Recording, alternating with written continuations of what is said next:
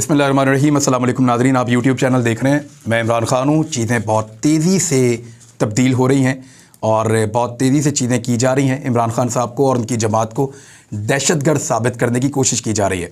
हसन न्याज़ी जो इमरान ख़ान के भांजे हैं, उनको गिरफ़्तार किया गया। पाकिस्तान तहरीक इंसाफ के एक लीडर आतिफ़, उनके ऊपर रॉकेट हमला हुआ है। वो अपने 6 जो उनके साथ सिक्योरिटी के लोग थे, उनके हमरा जा रहे थे और वो सारे जाँ बहक हो गए हैं। तो ये भी एक इंतहाई अफसोसनाक वाक़या है। और लगातार पाकिस्तान की जो पुलिस है, ख़ास तौर पे इस्लामाबाद पुलिस और पंजाब पुलिस, ये मुकदमा दर्ज करते चले जा रहे हैं। अली अमीन गंडापुर के बारे में इत्तला आई कि उनके ऊपर 3 जगह पे अटैक किया गया, फायरिंग भी हुई है और वो बाल बचे हैं। उनको पकड़ने की बहुत कोशिश की गई, लेकिन वो लाहौर से निकले और वापस डेरा इस्माइल खान अपने घर पहुँच गए हैं। अली अमीन गंडापुर से प्रॉब्लम मौलाना फजलुर रहमान साहब को है, क्योंकि जब तक ये भाई इलेक्शन लड़ते रहेंगे, फजलुर रहमान साहब इलेक्शन नहीं जीत पाएंगे। अली अमीन गंडापुर, उनके एक भाई और भी इलेक्शन लड़ते हैं, एक तीसरा भाई है वो वहाँ पे वो भी इलेक्शन लड़ता है। तो ये तीनों भाई पॉलिटिक्स के अंदर खासे इन हैं और सैलाब मुतासरीन की इन्होंने काफ़ी मदद भी की है। इस वक्त फजलुर रहमान साहब को डेरा इस्माइल खान के अंदर वो मकबूलियत हासिल नहीं है, तो इस वजह से फजलुर रहमान साहब की एक ख्वाहिश हो सकती है कि अली अमीन गंडापुर सियासत में हिस्सा ना लें डेरा इस्माइल खान से, क्योंकि वो फजलुर रहमान की सियासत के लिए वहाँ पे ख़तरा है। और मकबूलियत का आलम यह है कि फजलुर रहमान साहब ग्राउंड पे इस वक्त उनका मुकाबला नहीं कर पाएंगे, क्योंकि मैं डेरा इस्माइल खान में गया था, फ्लड्स के दौरान लोगों से मिला हूँ बेशुमार इलाकों में। तो लोग ये कह रहे थे कि हमारी मदद सिर्फ इस फैमिली ने की है, ये लोग हमारे पीछे आए हैं। फजलुर रहमान साहब के लोग अगर आए भी तो वो तस्वीरें और वीडियोज़ बना के जाते हुए सामान वापस ले गए, ये भी लोगों ने कहा था। बहरहाल ये सिचुएशन है। इमरान खान साहब ने एक बड़ी स्टेटमेंट दी है, लेकिन उससे पहले साबिक पाकिस्तान के जो चीफ जस्टिस हैं साकिब निसार, उनकी एक ऑडियो लीक की गई है और उस ऑडियो के अंदर उनके साथ ख्वाजा तारिक रहीम साहब मौजूद हैं। ज़रा देख लेते हैं कि वो ऑडियो है क्या, उस ऑडियो के अंदर क्या बातचीत हो रही है, क्योंकि ये बड़ा इंटरेस्टिंग मामला है और इसके ऊपर PMLN ने एक बयानिया खड़ा किया है। वो बयानिया क्या है, किस तरह खड़ा किया गया है, ये सारी चीज़ें मैं आपको बताता हूँ। लेकिन इसमें एक मिसाल आ गई है और वो मिसाल जो है वो आप 2-3 तरह से पेश कर सकते हैं। यानी सबसे पहले तो वो मिसाल में ये कहा गया कि काफ़िले चलते रहते हैं और कुत्ते भौंकते रहते हैं। ये 2000 साल पुरानी मिसाल है, हमने इसको ट्रैक किया है। ये मिसाल अरबी में भी थी और संस्कृत में भी थी, और अरबी भी आपको पता है हज़ारों साल पुरानी ज़बान है। तो अरबी के अंदर भी ये मिसाल मौजूद है कि काफ़िले चलते रहते हैं, कुत्ते भौंकते रहते हैं। और इस मिसाल के अंदर जो है वो एक शायर हैं साहिर लुधियानी साहब, उन्होंने भी शायरी की हुई है। वो मैं आपको नज़म पढ़ के सुना देता हूँ। उन्होंने कहा, नहीं किया तो करके देख, तू भी किसी पे मर के देख, हुस्न के बिखरे फूलों से दिल की झोली भर के देख, कौन तुझे क्या कहता है, क्यों उसका गम सहता है, कुत्ते भौंकते रहते हैं, काफ़िला चलता रहता है, कभी अपने मन की करके देख। ये साहिर लुधियानवी साहब की एक छोटी सी नज़म है और उसके अंदर ये मैंने देखा कि कुत्ते भौंकते रहते हैं, काफ़िला चलता रहता है। साहिर लुधियानवी साहब पे भी एक मुकदमा दर्ज हो सकता है। अगर मौजूदा रजीम के लोग चाहें तो क्या नहीं कर सकते। अनवर मकसूद साहब जो है वो अब पॉलिटिकल बातचीत नहीं कर सकते, उनको मना किया गया है, बल्कि उन्होंने इसका इजहार भी किया बातचीत करते हुए। उनसे जब सवाल पूछा गया, मायरा खान साहिबा ने उनका सवाल पूछा उनसे, तो उन्होंने अपनी मजबूरी का बयान भी किया।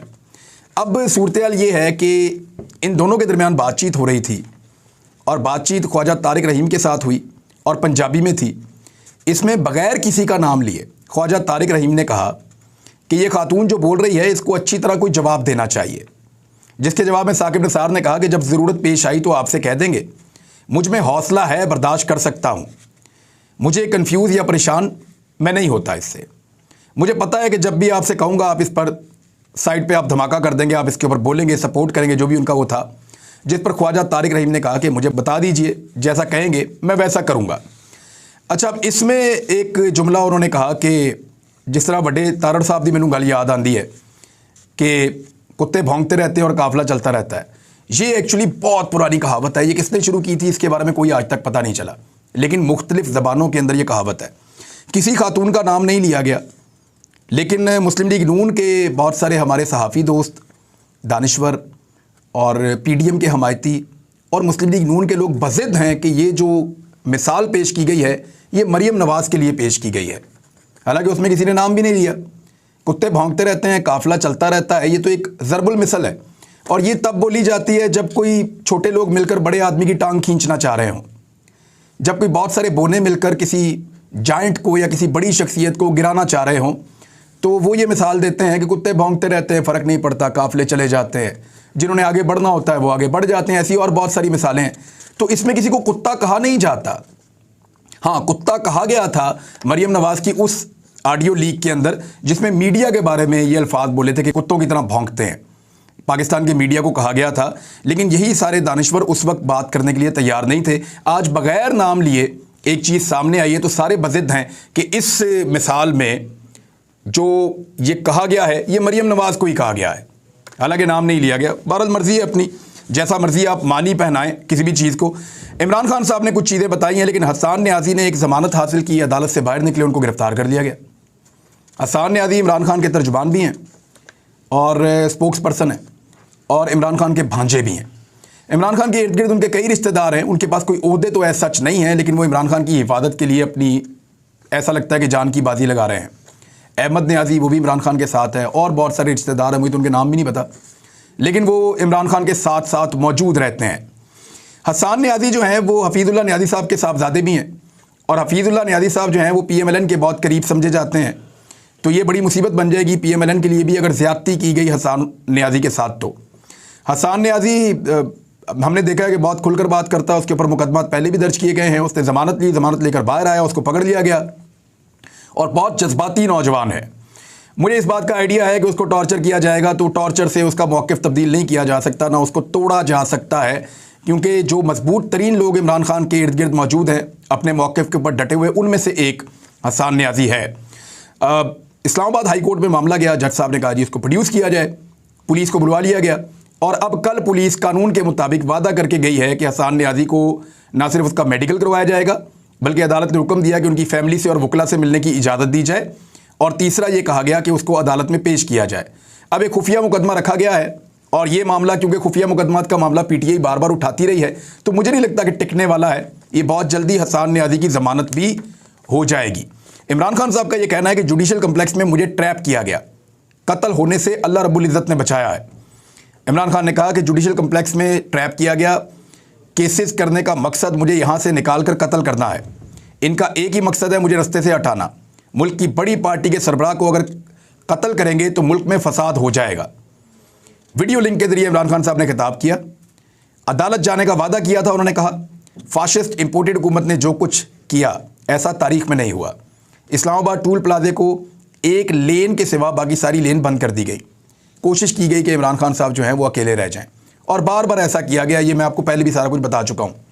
इमरान खान साहब ने कहा चीफ जस्टिस ऑफ पाकिस्तान देखें इस मुल्क में क्या हो रहा है। चीफ जस्टिस साहब देखें ऐसे लोगों को अदालत के अंदर क्यों जाने दिया गया जो सादा कपड़ों में थे। अब आपको मैं तस्वीर दिखाता हूँ। ये सादा कपड़ों में लोग कौन हैं, इनकी पहचान क्या है? क्या ये पुलिस वाले हैं? क्या ये किसी और इदारे से ताल्लुक़ रखते हैं?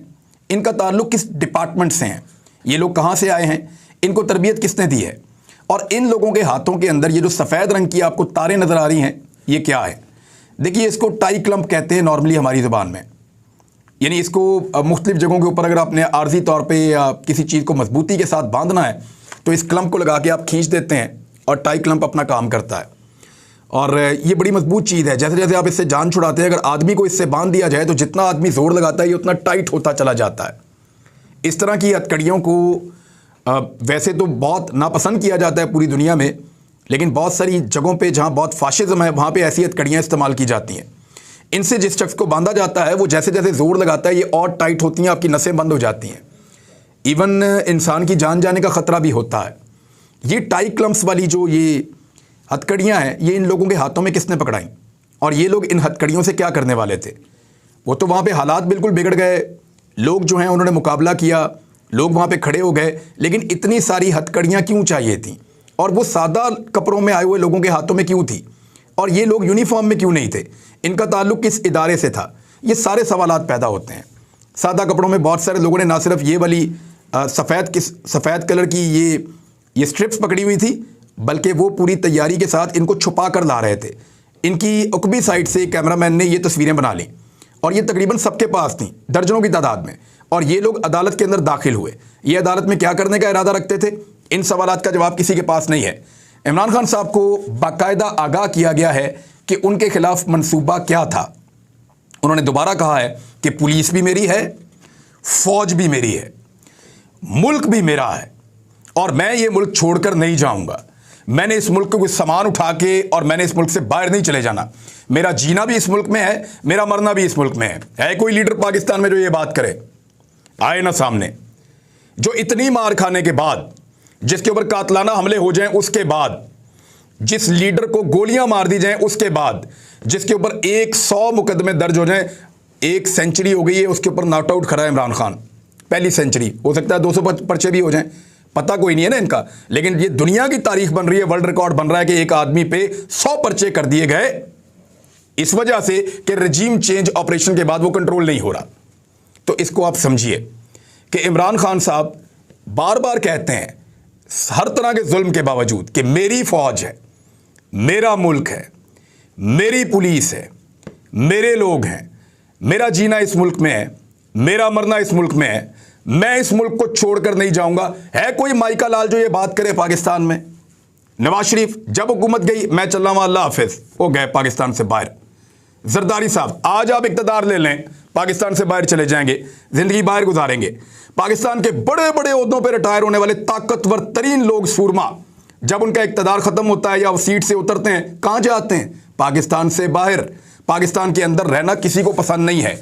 और वो आदमी गुज़िश्ता 11 महीने से हर तरह की फस्तायत का मुकाबला करने के बाद 1 साल से मुकाबला कर रहा है और फिर खड़ा होकर कहता है कि मुल्क भी मेरा, फौज भी मेरी, पुलिस भी मेरी, इदारे भी मेरे, मैं इसको नहीं छोड़ के जाऊंगा, मैं यहीं पे रहूंगा, मेरा जीना मरना इसी मुल्क के साथ है। क्या किसी और के साथ आप इमरान खान का मवाजना कर सकते हैं? मेरा नहीं ख्याल कि आप ये कर सकते हैं। आज सिद्दीक जान के खिलाफ एक भरपूर गंदा, भोंडा और बेशर्माना किस्म का एक प्रोपेगेंडा किया गया और मरियम नवाज ने रीट्वीट किया। उनके लोगों ने इसको प्रोपेगेट किया कि सिद्दीक जान कुछ लोगों को लेकर गया और सिद्दीक जान ने अदालत के ऊपर से पुलिस के ऊपर शेलिंग की। कैसी बेशर्मी है। उसने वीडियो निकाल के मुंह पे तमाचा मारा सबके। उस सिद्दीक जान को मैं जानता नहीं हूं भाई, वो इंतहाई मासूम और स्ट्रेट फॉरवर्ड आदमी है, वो ईमानदार आदमी है, सीधी सीधी बात करता है, वो बात को घुमाता फिराता नहीं है और वो तो किसी को नुकसान भी नहीं पहुंचा सकता, वो किसी के साथ झगड़ा भी नहीं कर सकता। अरशद भाई ने जब कुछ दोस्तों के साथ मिलकर, अल्लाह ताला उन्हें गरीक रहमत करे, जब सिद्दीक जान को मारा तो वो सबको पता था कि क्या हुआ था, सबकी हमदर्दी उस वक्त सिद्दीक जान के साथ थी। तो मामला यह है कि वो बिल्कुल मासूम आदमी है, लेकिन वो बहादुर आदमी है। वो बात वही करता है जो बात ठीक हो। काबू नहीं ना आ रहा, कंट्रोलेबल नहीं है, तो अब उसके ऊपर दहशतगर्दी का इल्जाम लगाया गया। उसने वीडियो निकाल के तमाचा मारा और सारा पाकिस्तान का मीडिया, मैं उन्हें खराज तहसीन पेश करता हूं जो सिद्दीक जान के साथ रिपोर्टिंग कर रहे थे, उन्होंने सबने गवाही दी कि सिद्दीक जान वो शख्स है जो पुलिस को मना कर रहा था कि यार इस छत से शेलिंग मत करो, हवा चल रही है, एक तो शेल वापस आ रहा है, उसकी स्मेल वापस आ रही है, आंसू गैस हमारी तरफ आती है, और दूसरा नुकसान यह है कि फिर कारकुन इस जगह को टारगेट करेंगे। हम मीडिया वाले यहां पे खड़े हुए हैं, पुलिस ने ऊपर से शेल भी मारे, ऊपर से पत्थर भी मारे, और ये वही पुलिस थी। अब अगर सिद्दीक जान चलवा रहा था तो दहशतगर्दी है बकौल मरियम नवाज और उनके मीडिया सेल के, और अगर पुलिस चला रही थी तो फिर क्या है? अब देना जवाब इस बात का। उसके खिलाफ बड़ा भोंडा प्रोपेगेंडा किया गया और जो पोल रह गए थे वो भी खुल रहे हैं। मिफ्ता इस्माइल ने अपने मुंह से कह दिया, आज मिफ्ता इस्माइल ने रजीम चेंज ऑपरेशन की गवाही दे दी है। स्टेटमेंट मैं आपको पढ़ के सुना देता हूं। द न्यूज़ को उन्होंने इंटरव्यू दिया, वी न्यूज़ को, सॉरी। इमरान खान बिलाशुबा बड़े आदमी थे, इनको हटाने में अमेरिका का हाथ तो नहीं था, ये उनको लगता है कि नहीं था। और वैसे अब काफ़ी हद तक कुछ चीज़ें सामने आ रही हैं कि जो शुरू में इमरान खान साहब समझते थे कि उनके खिलाफ साजिश अमेरिका में बुनी गई है, उन्हें अब पता चला कि साजिश जहां बुनी गई थी, अमेरिका को मिसगाइड किया गया था, अमेरिका के जरिए से फिर यहां पे दबाव डाला गया, और अमेरिकन साइफर एक हकीकत है और वो साइफर बुनियाद बना इमरान खान का रजीम तब्दील करने की। लेकिन वो गेम यहां पे डाली गई थी, ये इमरान खान साहब बार बार बता चुके हैं, मुझे तफसील में जाने की जरूरत नहीं है। फिर उन्होंने कहा कि अमेरिका का हाथ तो नहीं लगता, मिफ्ता इस्माइल कह रहे हैं, पर इनको अपोजिशन ने हटाया और फौज अपोजिशन के साथ थी। उन्होंने ये कहा। मिफ्ता इस्माइल कौन है? अहम तरीन वजीर बने वो रजीम चेंज ऑपरेशन के बाद, और वो आज ये गवाही दे रहे हैं कि रजीम चेंज ऑपरेशन में पाकिस्तान की फ़ौज ने अपोजिशन की उस वक्त मदद की थी। अब अफवाज पाकिस्तान को इसके ऊपर ज़रूर एक क्लैरिटी देनी चाहिए। DGISPR से मैं उम्मीद करता हूँ कि वो बताएंगे कि रजीम चेंज ऑपरेशन में जो फ़ौज का नाम लिया जा रहा है उसमें कितनी सदाकत है और उसके बारे में वो स्टेटमेंट दें। बाकी पाकिस्तान के लोगों का ये मानना है कि जनरल कमर जावेद बाजवा उसका एक हिस्सा थे और जनरल कमर जावेद बाजवा ने बहुत सारी चीज़ों को लीड किया था, ये इमरान खान साहब भी कहते हैं। अब आ जाएं कि पेट्रोल सस्ता करने की बात हो रही है। पूरी तफसीलात मैं अगले वीलॉग में आपको बताऊंगा कि पेट्रोल सस्ता करने की जो ये बात कर रहे हैं इसके पीछे असल गेम क्या है, आलमी मंडी में क्या है, पाकिस्तान में क्या है, परसेंटेज का फ़र्क क्या है, ये कितना सस्ता करेंगे, उससे किसको फ़ायदा होगा, ये पूरी चीज़ आपको मैं बताऊंगा। लेकिन वही तोशाखाना जिसका रिकॉर्ड आज गायब है, आज फिर खबर आई कि तोशाखाना का रिकॉर्ड गायब हो गया। रिकॉर्ड देने को तैयार नहीं है, पहले अधूरा रिकॉर्ड जमा करवाया अदालत के अंदर। उसी तोशाखाना केस में साबिक वज़ीर आज़म और उनकी अहलिया को बुला लिया गया। ठीक है, अच्छी बात है। नैब ने बुलाया तो नैब बाकी सबको भी बुलाए। नैब बुलाकर नवाज शरीफ से पूछे कि आपने गाड़ी कैसे ली, जरदारी साहब से पूछे कि आपने गाड़ी कैसे ली, क्योंकि घड़ी लेना तो कानूनी है, एन कानून के मुताबिक घड़ी लें, बेचे रखे जो मर्जी करें, लेकिन गाड़ी लेना गैर कानूनी है, चाहे वो जरदारी लें चाहे वो नवाज शरीफ लें। मेरे ख्याल में इन मामलात को जितना आगे बढ़ाएंगे ना, और लोग भी इसमें फंसते जाएंगे। और अच्छी बात है, जिनने खा दियाँ गाजरा टेढ़ों ना दे पीड़। तो अब मेरे ख्याल में अगले वीलॉग में आपको पेट्रोलियम मसनूआत के ऊपर मैं बताता हूँ। अब तक के लिए इतनी, अपना ख्याल रखिएगा। अल्लाह हाफ़िज़।